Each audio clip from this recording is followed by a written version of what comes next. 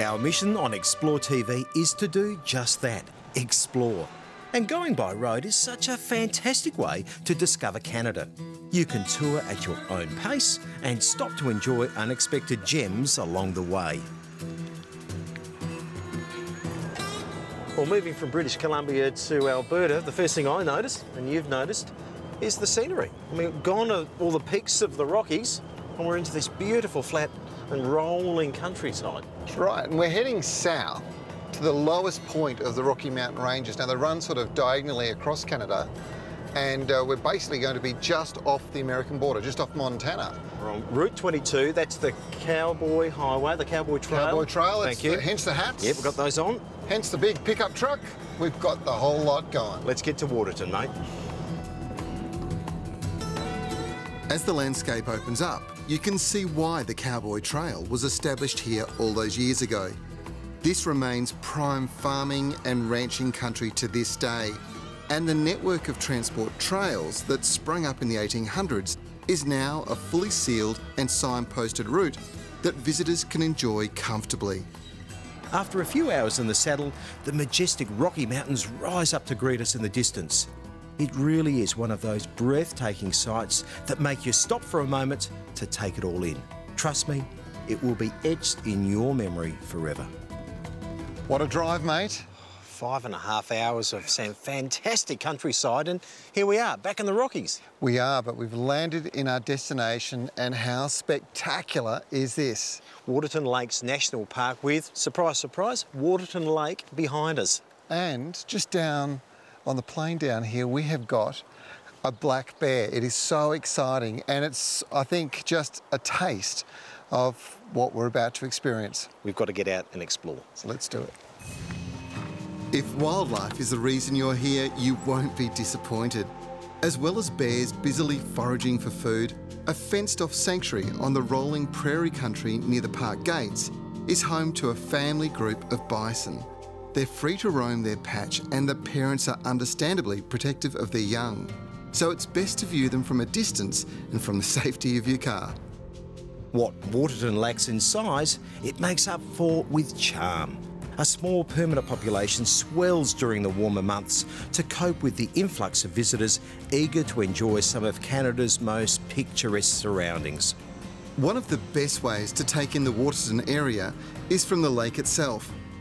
We're boarding the MV International, a traditional vessel built right here way back in 1927. We're making our way to the southern end of the lake. Well, Kimbo, I tell you what, this is spectacular. We're out on the lake. We've got the Rockies around the outside. There's no better way to appreciate the elevation of these mountains that surround this beautiful little town than actually being on the water. We'll talk about elevation. How about the Prince of Wales Hotel? That is stunning. That looks stunning. Close up, I believe it is unbelievable, and I reckon we should visit that a little bit later on. The 11-kilometre long Upper Waterton Lake is a Rocky Mountain classic. Glacially formed, its pure clear waters and stunning backdrop provide ample photographic opportunities. Short of putting your finger over the lens, you couldn't possibly take a bad pic of this. The lake is a curiosity as it straddles both Canada and the US. The border is easily identified, running up and over the mountains. Goats Haunt at the other end of the lake is a chance to disembark for half an hour and stretch your legs. Because it's actually in Montana, anyone wanting to stay and hike need to clear US customs.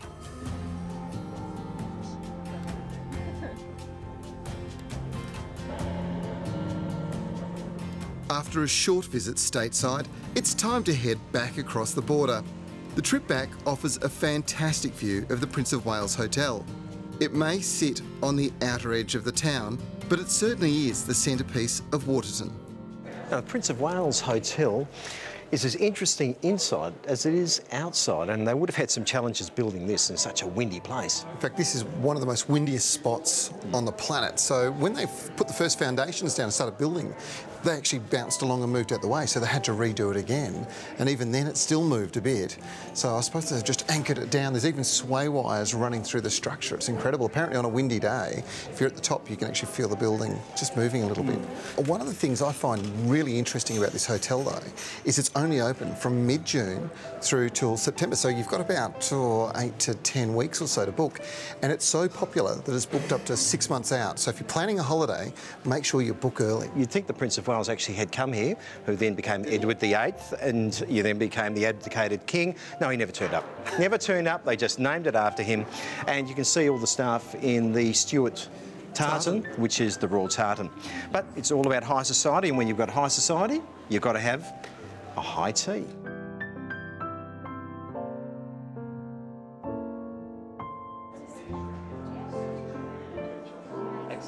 Here we are, gentlemen. My name is McKinley and I will be going through the tea order for you. So on the bottom tier we have a smoked salmon wrap with a dill and lemon cream cheese filling. We have vegetarian sandwiches either side, they have a black pepper. And then we have chocolate ganache tarts for you either side with coconut topping. An afternoon tea at the Prince of Wales Hotel is certainly a delicious way to spoil yourself during a visit to Waterton. But don't worry, we've got the perfect way to walk off any overindulgence right after the break.